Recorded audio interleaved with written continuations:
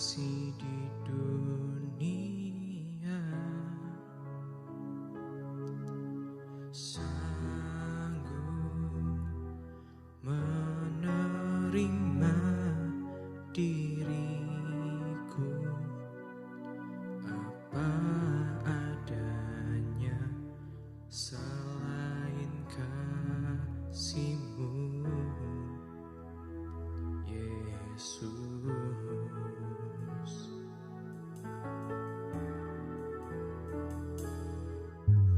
Sungguh tiada lagi kasih seperti ini, sanggup mengubah hidupku menjadi baru selain kasih-Mu, Yesus.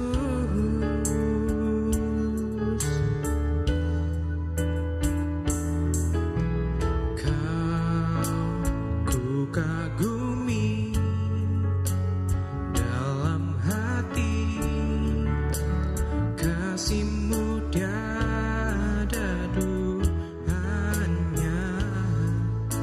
Sampai kini ku akui, kasih-Mu tiada duanya.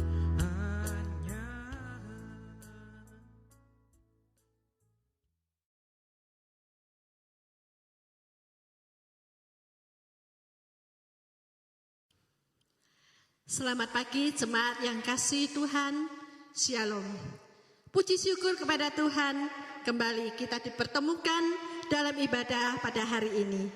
Mari kita persiapkan hati kita dengan mengambil saat teduh, dan singer akan mengiringi dengan satu pujian.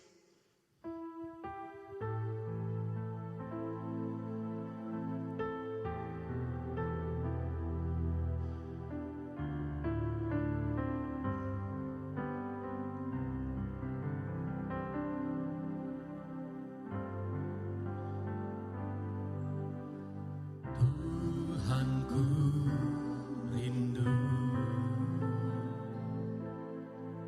masuk dalam hadirat-Mu, jiwaku menanti, bawaku mendekat kepadamu dalam kemuliaan yang kudus. Ku nanti Engkau, Allah kuasa, dalam kemuliaan yang kudus. Ku sembah Engkau, Allah kuasa, dalam kemuliaan yang kudus. Mari jemaat, saya undang kita bersama-sama berdiri, kita pujikan lagu ini. Tuhanku rindu masuk dalam hadirat-Mu, jiwaku menanti, bawaku mendekat kepadamu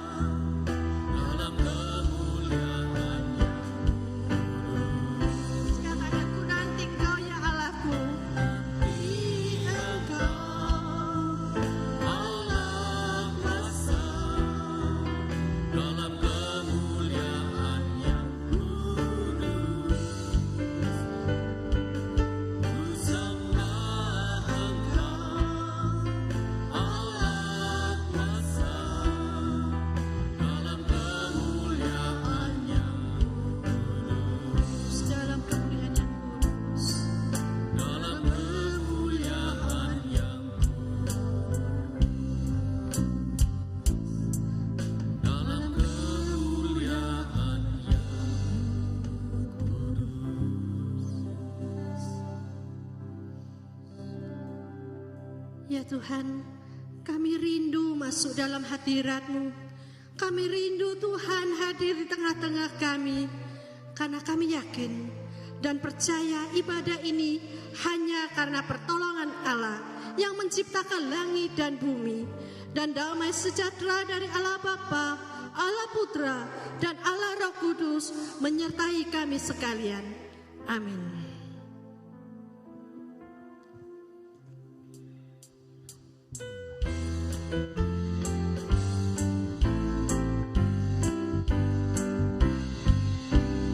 Rajakanlah Yesus, domba di tangannya. Dengarlah suara pujian, kumandang di surga. Bangunlah jiwaku, bersama pujilah Tuhan yang mati bagiku. Pujilah selamanya. Mahkotanya Tuhan, Raja kehidupan. Sorakanlah kemenangan atas keselamatan.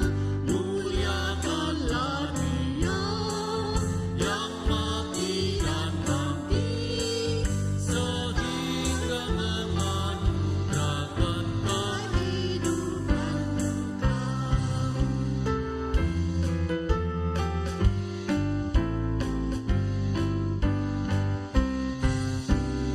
Mahkotailah Tuhan, Raja Maha Kasih. Ternyatalah kuasa-Nya indah dan mulia. Pujilah penebus yang mati bagiku. Puji dan muliakan Tuhan selama-lamanya. Mazmur Daud. Aku hendak menyanyikan kasih setia dan hukum. Aku hendak bermazmur bagimu ya Tuhan. Mazmur 101 ayat 1. Jemaat dipersilakan kembali duduk. Bapak, Ibu, Saudara yang kasih Tuhan, sebagaimana Daud mengungkapkan kasih setia Tuhan dan senantiasa bermazmur bagi Tuhan, itulah juga yang seharusnya kita lakukan. Karena kasih setia Tuhan juga tak habis-habisnya dicurahkan dalam kehidupan kita. Begitu besar, sangat besar, bahkan terlalu besar dan terlalu mahal kasih dan pengorbanan yang diberikannya bagi kita. Mari kita katakan, Tuhan, telah kulihat kasih-Mu ya Bapa.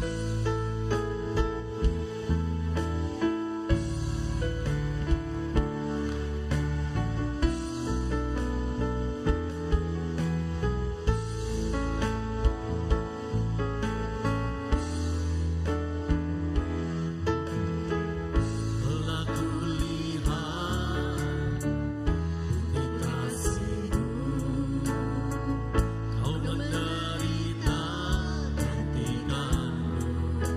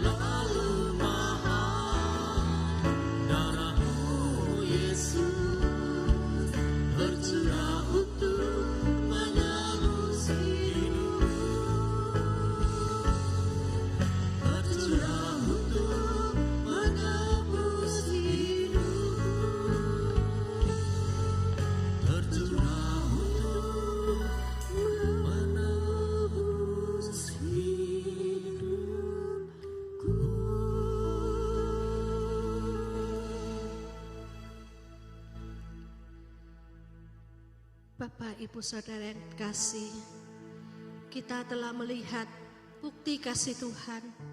Kita telah merasakan kasih-Nya. Bahkan kita telah menikmati kasih Tuhan. Dan bahkan akan terus menikmati kasih Tuhan yang begitu besar di sepanjang kehidupan kita. Kasih setia Tuhan tak pernah berhenti dan habis dilimpahkannya untuk kita. Bahkan saat kita jatuh dalam berbagai dosa, mari dengan senyap kita mohon pengampunan atas semua dosa yang telah kita lakukan sepanjang minggu ini.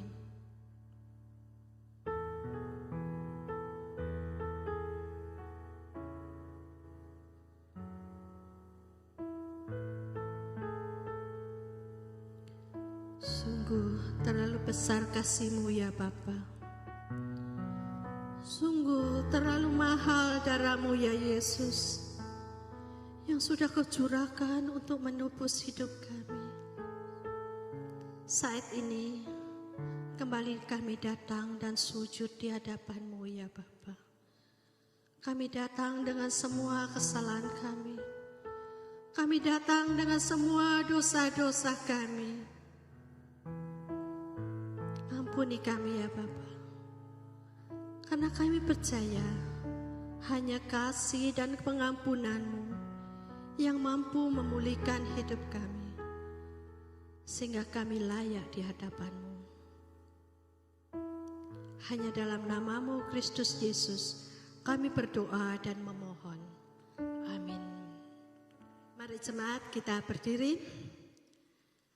Bagi kita yang dengan sungguh-sungguh memohon pengampunan dari Tuhan dan mau meninggalkan segala kejahatan dan kembali kepada Tuhan, inilah berita anugerah bagi kita semua. Yesaya 55 ayat 7. Baiklah orang fasik meninggalkan jalannya dan orang jahat meninggalkan rancangannya. Baiklah ia kembali kepada Tuhan, maka Dia akan mengasihaninya. Dan kepada Allah kita, sebab Ia memberi pengampunan dengan limpahnya. Baik, kita bersama-sama membaca petunjuk hidup baru yang terambil dari Kolose 3 ayat 14 sampai 15. Kita baca bersama-sama. Dan di atas semuanya itu, kenakanlah kasih sebagai pengikat yang mempersatukan dan menyempurnakan. Hendaklah damai sejahtera Kristus memerintah dalam hatimu, karena untuk itulah kamu telah dipanggil menjadi satu tubuh, dan bersyukurlah. Jemaat dipersilakan duduk kembali. Bapak, Ibu, Saudara yang kasih Tuhan, dalam pesan Rasul Paulus kepada jemaat Kolose yang kita baca tadi, yaitu kenakanlah kasih sebagai pengikat yang mempersatukan dan menyempurnakan. Hendaklah damai sejahtera Kristus memerintah dalam hatimu, karena untuk itulah kamu telah dipanggil untuk menjadi satu tubuh. Jelas sekali dikatakan bahwa hanya ikatan kasih yang mampu mempersatukan kita semua, sehingga sempurna sebagai satu tubuh, yaitu tubuh Kristus. Dengan saling berbagi kasih, berbagi suka dan duka, dengan saling menguatkan, akhirnya kita pun mampu melangkah bersama sebagai satu tubuh Kristus, dan kita pun semakin bertumbuh dalam kasih. Mari kita pujikan lagu ini.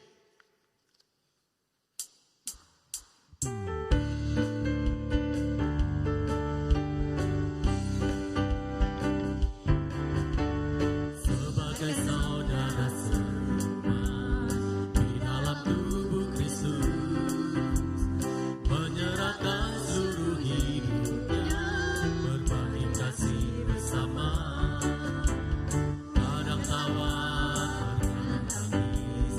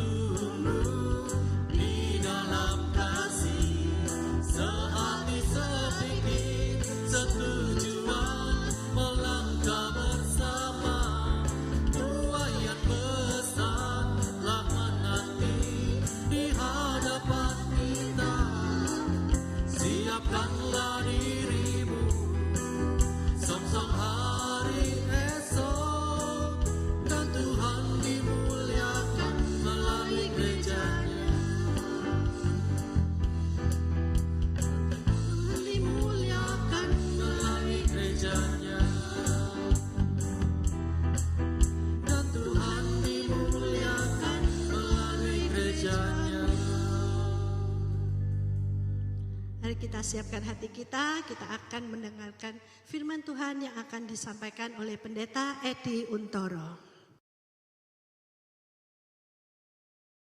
Selamat pagi Bapak Ibu Saudaraku yang terkasih dalam Tuhan.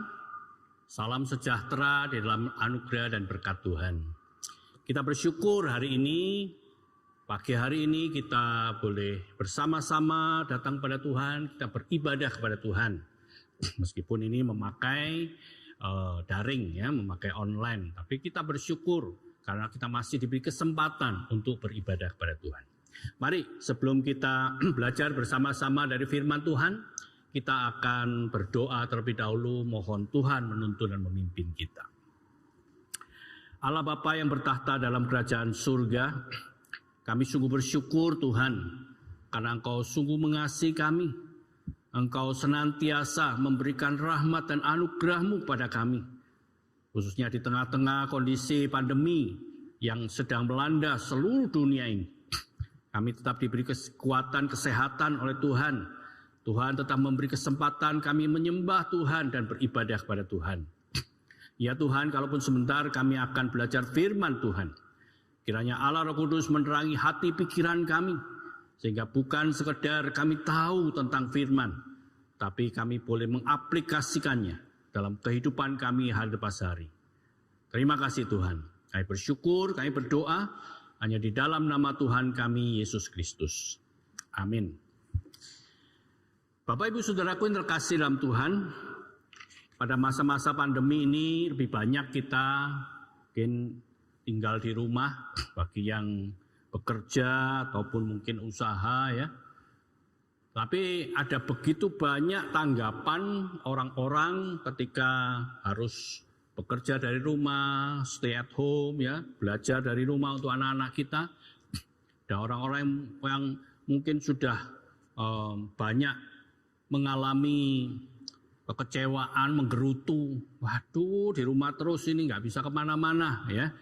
Kemudian ada yang juga mengatakan, waduh kondisi ekonomi saat ini sangat sulit sekali. Karena apa? Ketika kita buka usaha, kita ini mengalami penurunan pendapatan. Dan juga ada para pegawai yang harus dirumahkan. Banyak mereka itu menggerutu dan juga menyatakan kesedihan mereka, kesusahan mereka. Tapi juga ada beberapa orang yang justru mengatakan, ya saya bersyukur dengan adanya pandemi ini, saya bisa lebih dekat dengan keluarga. Dulunya saya ini tidak ada waktu untuk anak-anak. Anak sekolah, kita kerja, kita juga mungkin melakukan aktivitas yang lain, sehingga sulit bertemu. Sekarang kita punya kesempatan untuk bisa bersama-sama dengan keluarga. Bahkan di dalam pekerjaan kita bisa mengatur waktunya dengan leluasa, sehingga segala bisa kami bagikan antara ya ibadah, kemudian pelayanan, dan juga waktu untuk keluarga dan sebagainya. Ya, macam-macam orang itu di dalam menyikapi keadaan seperti ini. Demikianlah kehidupan kita di dalam gereja. Ada begitu banyak macam-macam orang. Ada begitu banyak orang menanggapi akan satu permasalahan itu dengan sikap yang berbeda-beda.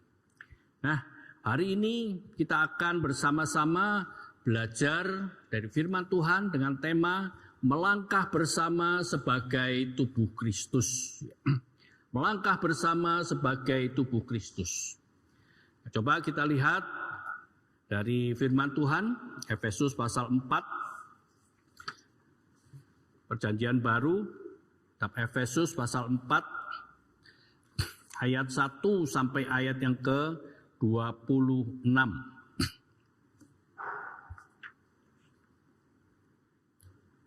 Efesus pasal 4, ayat 1 sampai 26. Saya tidak akan bacakan semuanya karena waktu ya. Saya akan ambil beberapa ayat. Nanti kita akan melihat di dalam berjalannya pemberitaan firman Tuhan ini beberapa ayat yang lain juga. Dalam Efesus pasal 4 mulai ayat 1 dikatakan seperti ini. Sebab itu aku menasihatkan kamu, aku orang yang dipenjara karena Tuhan. supaya hidupmu sebagai orang-orang yang telah dipanggil berpadanan dengan panggilan itu. Hendaklah kamu selalu rendah hati, lemah lembut, dan sabar. Tunjukkanlah kasihmu dalam hal saling membantu, dan berusahalah memelihara kesatuan roh oleh ikatan damai sejahtera. Saya loncat ke ayat yang ke-11 ya.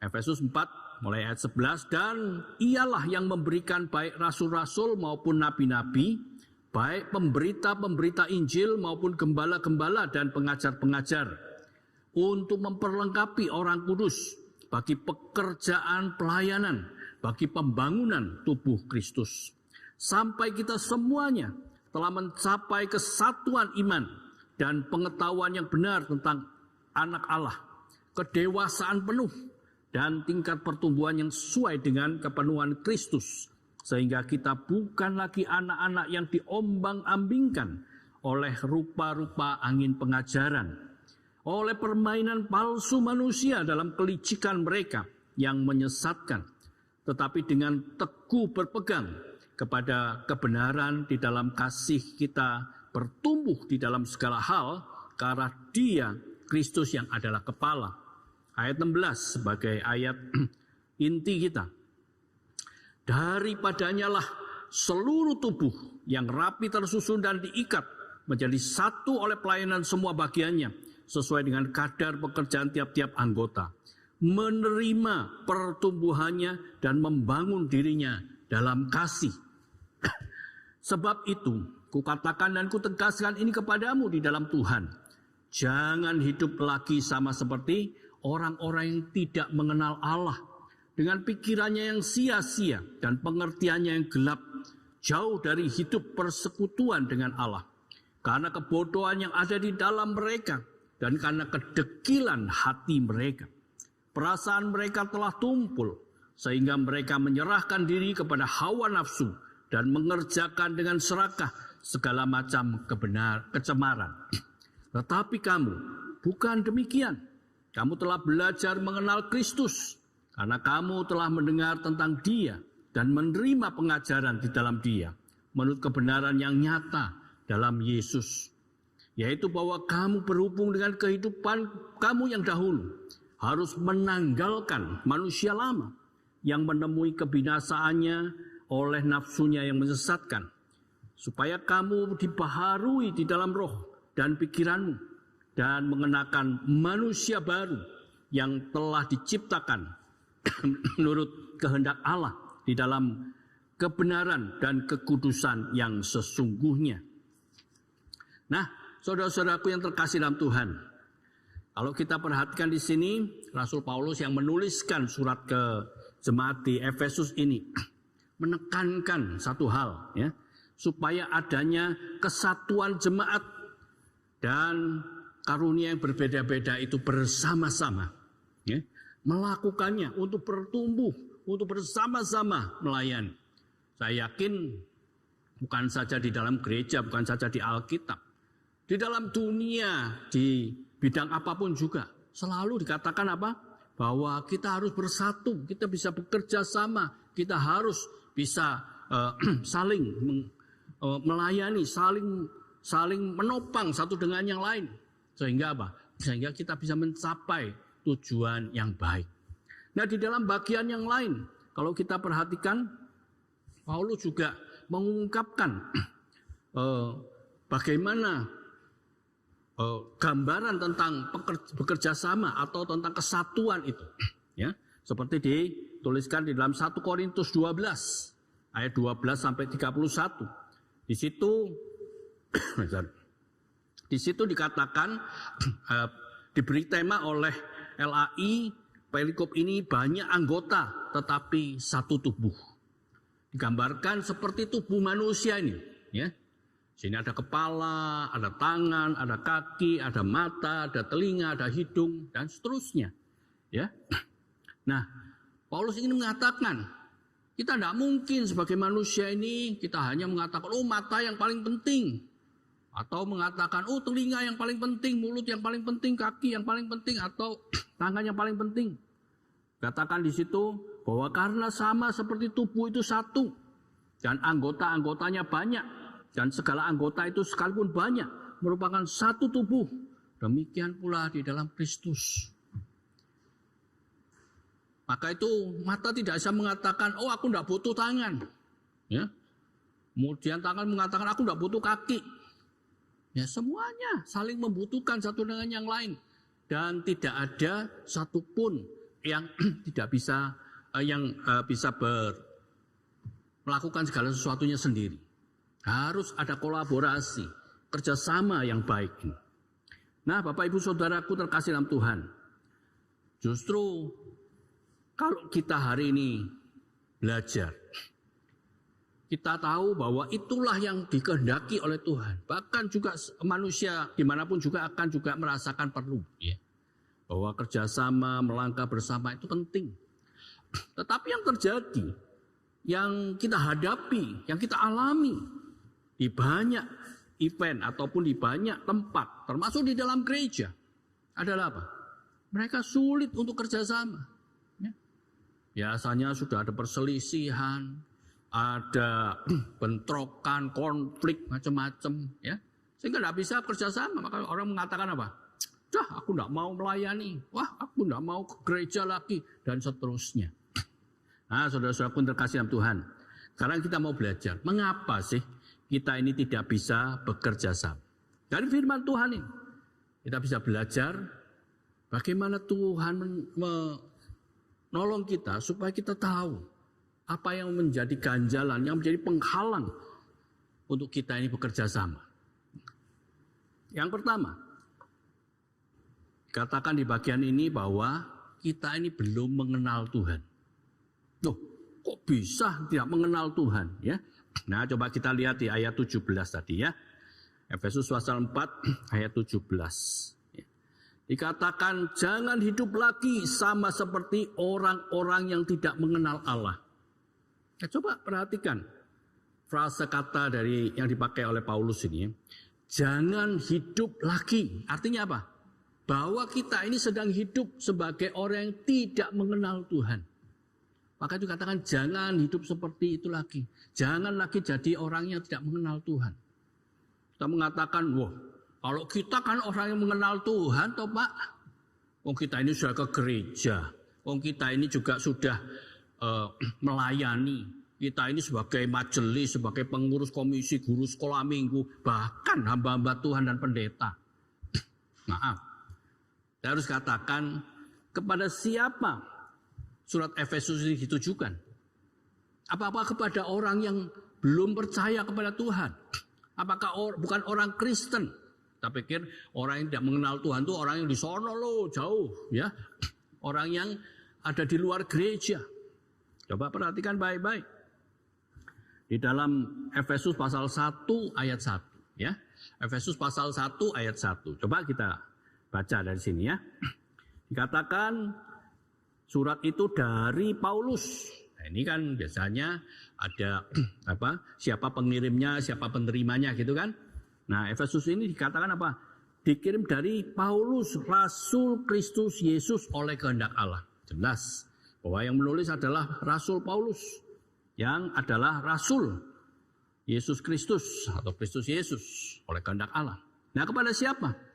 Ini ditujukan kepada orang-orang kudus di Efesus. Ya, siapa orang-orang kudus? Ya, orang-orang di dalam gereja, orang-orang di dalam jemaat di Efesus. Ditambah lagi, orang-orang kudus di Efesus, orang-orang percaya dalam Kristus Yesus. Artinya mereka ini orang yang sudah tahu tentang Yesus Kristus. Ya mungkin dalam pengakuannya dia menerima Kristus sebagai juru selamat. Bahkan mungkin sudah dibaptis. Sama seperti kita. Ya kan? Jadi apa yang dikatakan di sini oleh Paulus? Ya. Jangan hidup lagi sama seperti orang-orang yang tidak mengenal Allah. Nah, kita ini dinasehati oleh Tuhan. Oleh Tuhan melalui surat Paulus ini. Ya. Jangan hidup lagi seperti orang-orang yang tidak mengenal Allah. Kita harus introspeksi diri, kita harus mengenal dan mengetahui diri kita. Sehingga kenapa kok terjadi permasalahan dan kenapa kita tidak bisa bekerja sama? Karena satu, kita belum mengenal Allah. Mengenali bukan berarti siapakah Yesus? Nah, kalau ada kuis gitu ya, biasanya wah anak-anak sekolah minggu itu paling cepat dan paling tepat kalau jawab, ya kan? Yesus lahir di mana? Oh, di Bethlehem, gitu ya. Kemudian Yesus mati, kemudian bangkit berapa hari? 3 hari. Semua mereka tahu ya. Termasuk kita juga semua tahu. Tetapi apa? Di sini katakan ini adalah orang yang tidak mengenal Allah. Bukan tidak memiliki pengetahuan tentang Alkitab, tentang firman Tuhan. Bukan. Bahkan kan orang ada pakar-pakar Alkitab yang juga belum mengenal Tuhan. Oh, kok bisa tuh Pak? Nah, coba kalau kita lihat di dalam 4 Injil ya, Tuhan Yesus seringkali apa? Menegur siapa? Orang-orang berdosa, menegur orang-orang buat jahat. Ya, tentu mereka masih diingatkan oleh Tuhan. Bahkan Tuhan membuka kepada orang-orang berdosa yang mau bertobat dan kembali. Tapi yang lebih banyak ditegur oleh Tuhan. Bahkan dengan keras sekali adalah siapa? Adalah pejabat-pejabat agama. Imam-imam. Ya, imam besar. Ahli Taurat. Kemudian orang Farisi. Itu adalah pejabat-pejabat gereja yang sangat terhormat di tengah-tengah masyarakat Yahudi. Ya kan? Bahkan Tuhan Yesus mengatakan, kamu itu seperti kuburan. Nah, ya, di dalam Matius katakan, yang kelihatannya itu bagus, di luarnya itu dicat putih, dicat bersih. Dalamnya apa? Itu bangkai semua. Ya. Dalamnya itu penuh dengan kebusukan. Siapa yang dikatakan seperti itu? Ahli Taurat. Orang yang kenal firman Tuhan. Orang yang tahu tentang Alkitab. Saudara jangan pikir kalau saudara sudah baca Alkitab, saudara ikut kebaktian, terus saudara sudah katakan sudah mengenal Tuhan. No. Saya harus katakan dengan serius. Mengenal Tuhan adalah satu hubungan yang begitu dekat. Kata mengenal itu dalam bahasa yang Perjanjian Lama, dalam bahasa Ibrani itu disebut yada. Itu adalah apa? Sebuah hubungan antara suami dan istri. Satu hubungan yang begitu dekat. Satu hubungan yang begitu akrab. Saudara, kalau saudara memiliki hubungan seperti itu dengan Tuhan, saya yakin tidak ada satu halangan apapun juga ketika kita bisa berinteraksi dan bekerja sama dengan orang lain. Tentunya bukan di dalam dosa ya, tidak. Tetapi apalagi di dalam pelayan pekerjaan Tuhan. Sebagai tubuh Kristus, kita pasti bisa lakukan. Yang kedua, saudara, kalau kita lihat, bukan saja kita ini belum mengenal Allah, tapi di bagian ini katakan kita ini belum dewasa. Walah Pak, kita ini loh sudah bertahun-tahun ikut di baktian di GKT Nazaret ini, ya. Mulai zaman dulu itu gedungnya masih jelek gitu loh Pak. Sekarang saya megah seperti ini ya gitu ya. Kita mungkin katakan seperti itu. Mungkin saya bisa mengatakan, lu aku ini sudah rambutku saya putih ini masa belum dewasa, gitu ya. Sudah tuwek padahal, ya kan. Gitu. Nah, saudaraku terkasih Tuhan, coba kita perhatikan di dalam ayat yang ke-13 sampai ke-15, ya. Dikatakan demikian, sampai kita semua telah mencapai kesatuan iman dan pengetahuan yang benar tentang Anak Allah, kedewasaan penuh. Ya. Artinya apa? Kita ini menjadi seorang dewasa yang sungguh-sungguh dewasa.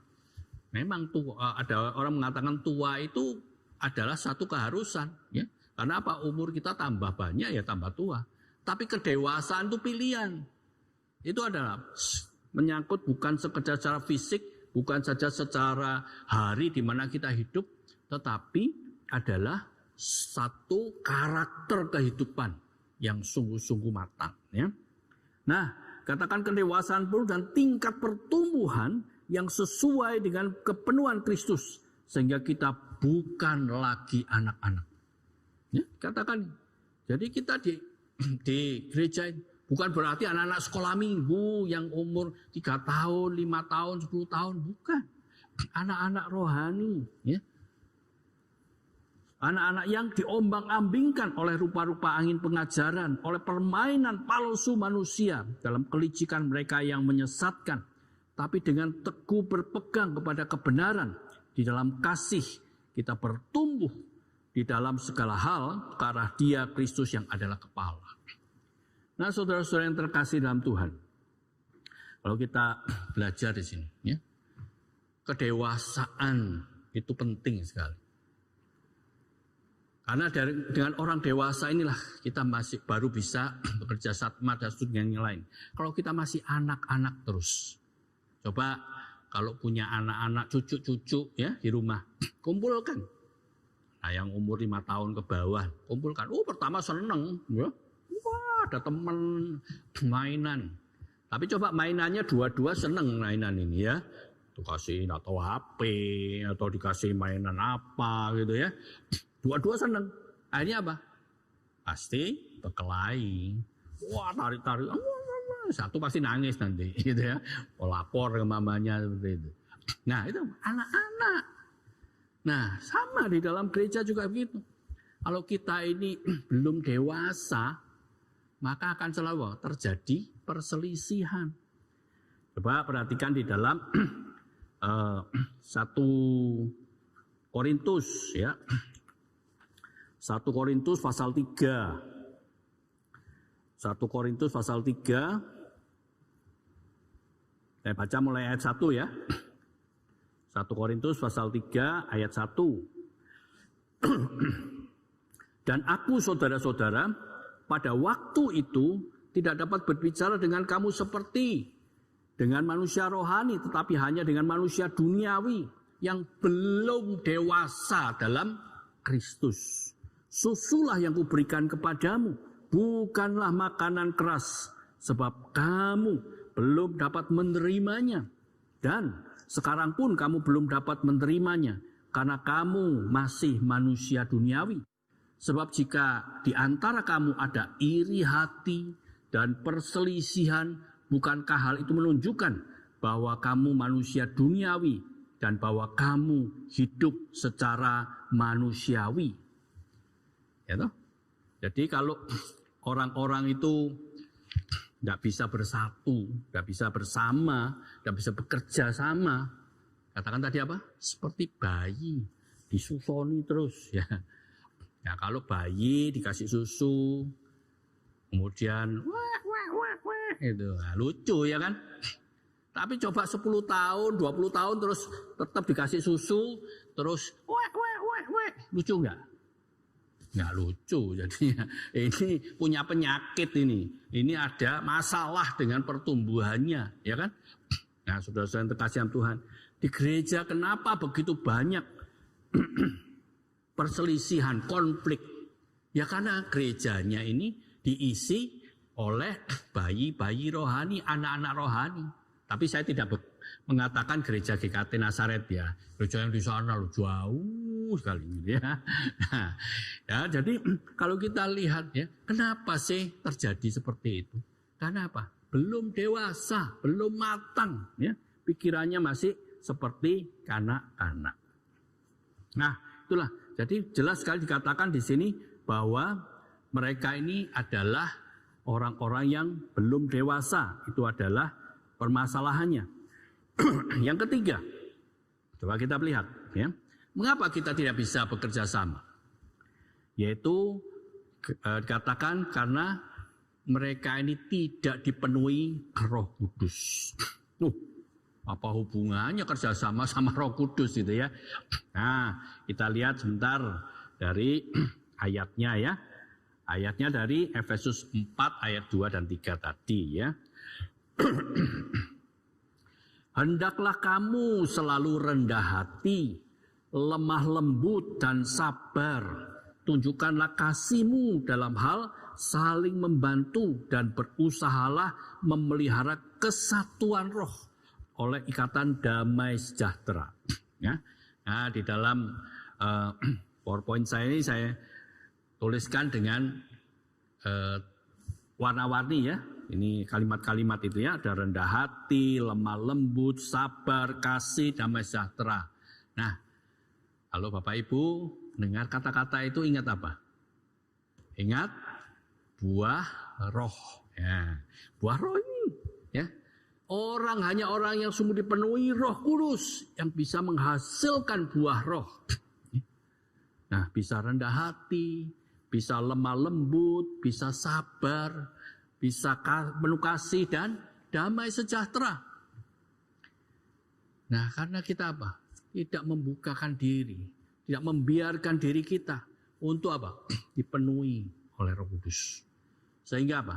Sehingga kita tidak bisa lagi memiliki buah roh seperti itu. Saudara-saudara yang terkasih dalam Tuhan, kita lihat ya bahwa kita ini perlu merendahkan hati kita, membuka diri kita untuk dikoreksi oleh Tuhan. Supaya apa? Supaya diri kita ini dipulihkan, supaya kita dibersihkan, sehingga kita menjadi serupa dengan Kristus. Baik, yang keempat sekarang. Yang keempat, mengapa kita tidak bisa bekerja sama? Yaitu apa? Karena apa? Di dalam kehidupan kita bersama, kita tidak bisa saling menghargai satu dengan yang lain. Ya kan? Ayatnya coba kita lihat di dalam 1 Korintus pasal 12 tadi. Ayat 22 dan sampai 25 ini ya. Kenapa? Di sini katakan malah justru anggota-anggota tubuh yang nampaknya paling lemah, yang paling dibutuhkan. Dan kepada anggota-anggota tubuh yang menurut pemandangan kita kurang terhormat, kita berikan penghormatan khusus. Dan terhadap anggota-anggota kita yang tidak elok, kita berikan perhatian khusus dan seterusnya. Coba perhatikan kata-kata yang saya cetak di dalam warna merah ya. Ada anggota tubuh yang lemah, ada yang kurang terhormat, ada yang tidak elok, ada yang tidak mulia. Nah, ada kisah yang menarik. Tubuh ini sedang bercakap-cakap satu dengan yang lainnya, anggota-anggotanya ya. Wah, dikatakan wah, mata itu bersinar. Wah, matanya itu begitu menarik gitu ya. Kalau ada biasanya itu pemberkatan nikah ya, resepsi pernikahan. Biasanya MC-nya tanya, "Kenapa kamu kok mau menikah dengan dia ya?" Selain dia cantik, wah matanya itu sangat membuat saya itu terkagum-kagum. Matanya begitu indah ya. Kemudian dikatakan juga, wah bibirnya merekah. Wah, seperti pohon apa gitu, buah apa gitu ya. Ya banyak sekali kata-kata yang menyanjung atau memperlihatkan kebagusan atau keindahan. Baik itu mungkin tangan yang cekatan, kaki yang kuat dan seterusnya ya. Nah, seluruh tubuh sedang menunjukkan kehebatan dirinya. Kalau tidak ada mata, semua dunia jadi gelap. Kamu tidak akan pernah bisa kemana-mana ya. Terus mulut mengatakan, kalau tidak ada mulut, tidak bisa menyanyi dengan merdu dan seterusnya ya. Nah, semuanya sudah menunjukkan kehebatannya satu-satu, nggak mau kalah. Ya maaf, ada satu bagian tubuh yang apa? Yang pikir-pikir, aku mau meninggikan diriku apa ya? Aku mau menunjukkan kehebatanku apa ya? Yaitu apa? Yaitu lubang dubur. Maaf ya, lubang dubur kita itu, waduh ini tempat luarnya kotoran apa? Aku nggak bisa apa-apa ini apa nih? Akhirnya dia mengambil sikap, oke. Aku enggak bisa membanggakan diriku, ya aku diam aja. Wah, terus pokoknya yang lainnya mengatakan seperti itu. Tapi si dubur itu mengatakan, oke, aku akan diam saja terus, aku enggak akan melakukan tugasku. Apa yang terjadi? Kalau kita enggak BAB selama 1 hari, 2 hari masih mending gitu ya. Kalau seminggu, sebulan, wah mules. Badan bisa panas dingin, bukan karena COVID loh ya, karena duburnya lagi mogok kerja. Nah, artinya apa? kondisi yang paling lemah, paling tidak elok dikatakan ya, tidak mulia, kurang terhormat, dibutuhkan. Ya, pandemi seperti ini, kita ini sebenarnya disadarkan ya. Banyak gereja ya, bukan di Nazaret ya, sekali lagi bukan di Nazaret ya. Banyak gereja itu kadang-kadang meremehkan anak-anak, meremehkan anak-anak muda. Anak muda itu biasanya kreatif gitu ya. Tetapi dengan pandemi ini apa yang terjadi? Justru kita butuhkan anak muda. Kalau nggak ada anak muda bisa nggak daring gini, bisa nggak online gini? Nggak ada, ya kan? Nah, seperti saudara kita yang merekam ini anak muda, kemudian yang juga bagian-bagian sound system dan sebagainya, anak muda semua pekerjaan. Maka gereja disadarkan, ya, seluruh unsur di dalam gereja ini penting, ya, dibutuhkan oleh Tuhan, oleh kita semuanya. Tidak ada satupun yang tidak berguna. Ya. Maka itu mari kita saling menghormati, menghargai. Sekecil apapun dia, ketika kita menghormati, menghargai, ada rasa apa? Kebersamaan, ada rasa pertumbuhan. Nah, jadi 4 hal yang tadi saya sebutkan ya. Kenapa kita ini tidak bisa bekerja sama? Satu apa? Belum mengenal Allah. Yang kedua, belum dewasa. Yang ketiga, tidak dipenuhi Roh Kudus. Yang keempat, tidak saling menghargai. Nah, terus gimana kalau begitu? Kita kembali. Terakhir ya, saya ambil dari Efesus 4 ayat 20 sampai 24 ya. Efesus 4 ayat 20 sampai 24. Maka itu apa? Kamu telah belajar mengenal Kristus. Belajarlah mengenal Kristus dengan sungguh-sungguh, ya. Jadi bukan sekedar cuma tahu aja, bukan saja ikut ibadah, kemudian pulang ya sudah lupa semua. Ataupun daring ini, belum selesai sudah pada ditutup semua. Enggak, ya. Mengenal Kristus di dalam kehidupan kita, mengalami Kristus sungguh-sungguh, ya. Karena kamu telah mendengar tentang Dia dan menerima pengajaran di dalam Dia menurut kebenaran yang nyata di dalam Yesus. Ya. Terus mau belajar, terus mau diajar, ya, oleh Tuhan. Yaitu bahwa kamu berhubung dengan kehidupan kamu yang dahulu harus menanggalkan manusia lama. Ya, kita terus belajar, kita terus mengurangi beban-beban dosa kita, mengurangi sifat-sifat kita yang tidak baik, yang tidak diperkenan oleh Tuhan. Ya. Yang menemui kebinasaan oleh nafsunya yang menyesatkan, ya, tanggalkan itu semua. Dan kita supaya kita apa? Diperbaharui dalam roh dan pikiranmu. Roh kita, pikiran kita diubahkan, diperbarui oleh Tuhan dan mengenakan manusia baru, menjadi orang yang sungguh-sungguh sesuai dengan kehendak Tuhan yang telah diciptakan menurut kehendak Allah di dalam kebenaran dan kekudusannya yang sesungguhnya. Mari kita terus menyerahkan diri untuk diproses oleh Tuhan. Sehingga Tuhan bisa menjadikan kita orang-orang yang bisa bekerja sama, bisa melangkah bersama sebagai tubuh Kristus untuk kemuliaan nama Tuhan. Ya, Tuhan menolong dan memberkati kita semuanya. Sehingga kita boleh menjadi anggota tubuh Kristus yang aktif dan juga memberkati semua orang. Tuhan memberkati kita semua. Mari kita berdoa. Puji syukur kami panjatkan kepadamu ya Tuhan, karena kami telah belajar firman-Mu sekali lagi. Ya Tuhan, tolonglah kami ketika firman Tuhan menegur kami. Dengan rendah hati kami mau membuka diri untuk diajar, dikoreksi oleh Tuhan. Ketika firman Tuhan menguatkan kami boleh melangkah di dalam kehendak-Mu dan pimpinan-Mu ya Tuhan. Bapa di surga, kami tetap menyerahkan untuk setiap jemaat-Mu, khususnya mereka yang mengikuti ibadah online ini, supaya kami sungguh-sungguh mengalami pemeliharaan penyertaan Tuhan, bahkan pertumbuhan iman kerohanian kami, sesuai dengan kehendak Tuhan, sesuai dengan perkenanan Allah. Terima kasih ya Tuhan, Kau pimpin sertai hidup kami di tengah-tengah pandemi ini. Kami bukan sekedar mengeluh, kami bukan sekedar menyatakan ketidaksukaan kami, tapi kami belajar untuk menerima keadaan ini, bahkan menjadikan keadaan ini menjadi tempat di mana nama Tuhan dipermuliakan, kasih Tuhan diberitakan khususnya pada orang-orang yang belum mengenal Tuhan. Kami bersyukur, kami berdoa ya Tuhan, dalam nama Tuhan kami Yesus Kristus, kami menyerahkan doa kami dan diri kami. Amin. Terima kasih untuk firman Tuhan yang sudah disampaikan oleh Pendeta Edi Untoro.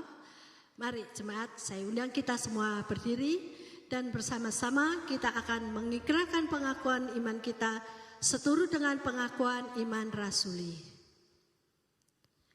Aku percaya kepada Allah, Bapa yang Maha Kuasa, Khalik langit dan bumi, dan kepada Yesus Kristus, Anaknya yang tunggal Tuhan kita, yang dikandung dari Roh Kudus, lahir dari anak darah Maria, yang menderita sengsara di bawah pemerintahan Pontius Pilatus, disalibkan, mati dan kuburkan, turun dalam kerajaan maut.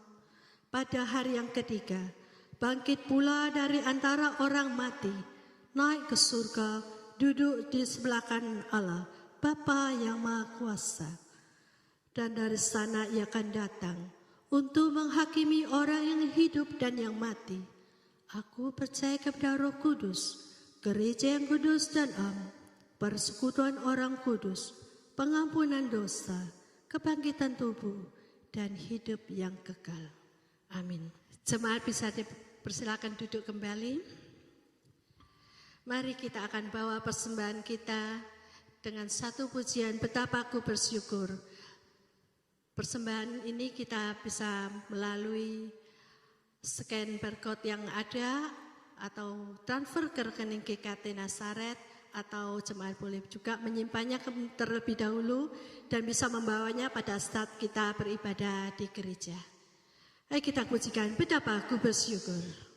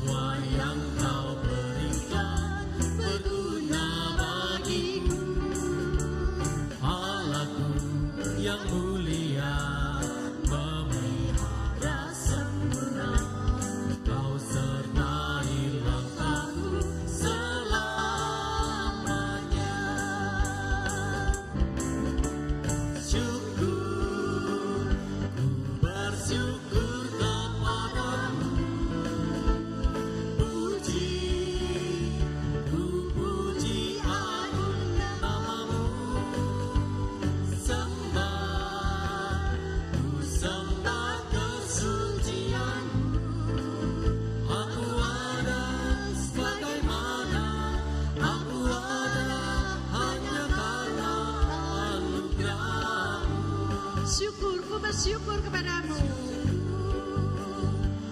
Bersyukur kepadamu. Puji agung namamu. Sembah kesucianmu. Aku ada sebagaimana aku ada hanya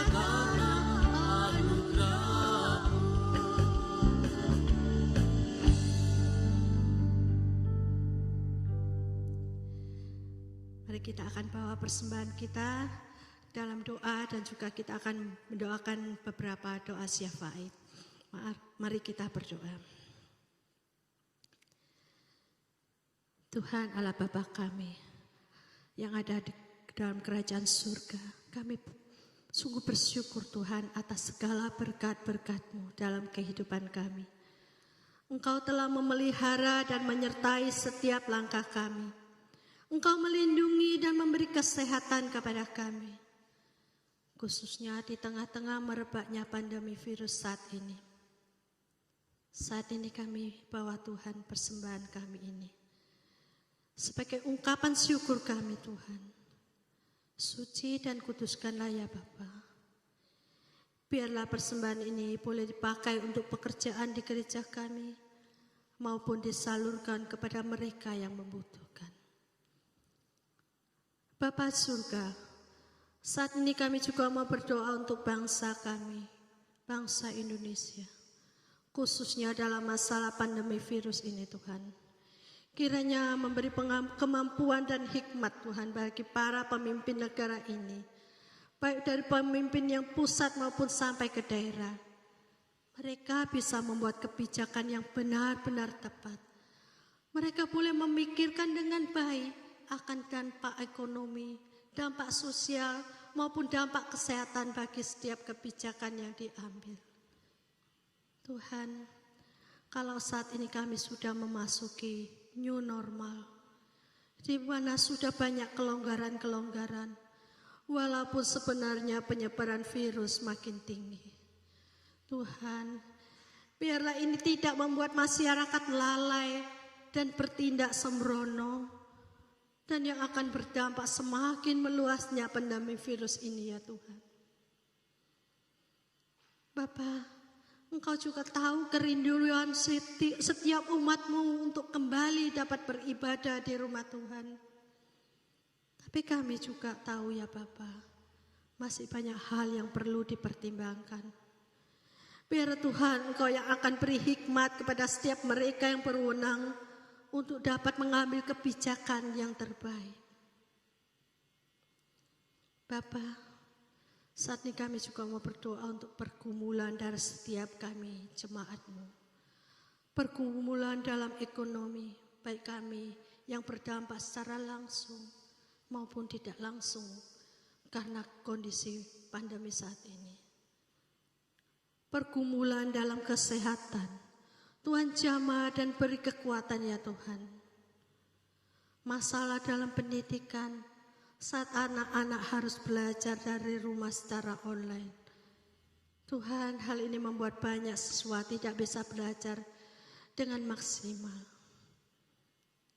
Bapa, banyak sekali pergumulan yang tak dapat kami sebutkan satu persatu. Tapi kami percaya Tuhan, Engkau hadir dan melawat kami satu demi satu. Tuhan yang akan memberi kami kekuatan dan jalan keluar dan menolong kami melewati semuanya itu. Dan lebih melewati setiap kesulitan dan tantangan, kami boleh semakin bersandar pada Tuhan yang membuat iman kami boleh semakin bertumbuh dan semakin kuat. Terima kasih ya Tuhan untuk doa-doa yang boleh kami naikkan. Dengar doa kami ya Bapa. Beri kami kesabaran untuk menanti setiap jawaban doa sesuai rencana dan waktu Tuhan. Hanya dalam nama Tuhan Yesus Kristus kami berdoa dan berserah. Amin.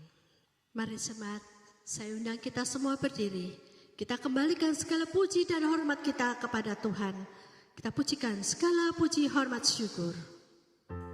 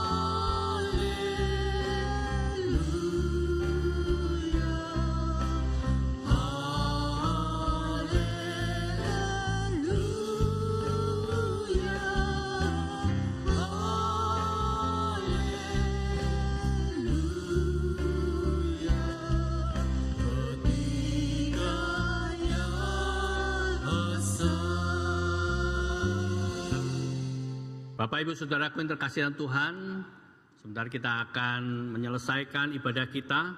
Mari bukalah hatimu, bukalah hidupmu untuk menerima berkat dari Tuhan. Berkat dari Tuhan yang akan menolong setiap kita menghadapi tantangan-tantangan kehidupan, khususnya di tengah-tengah masa pandemi corona ini. Mari terimalah berkat Tuhan.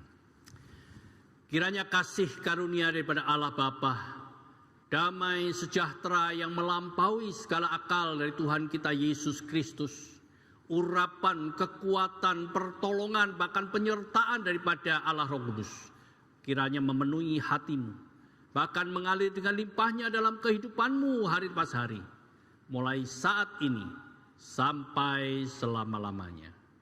Amin.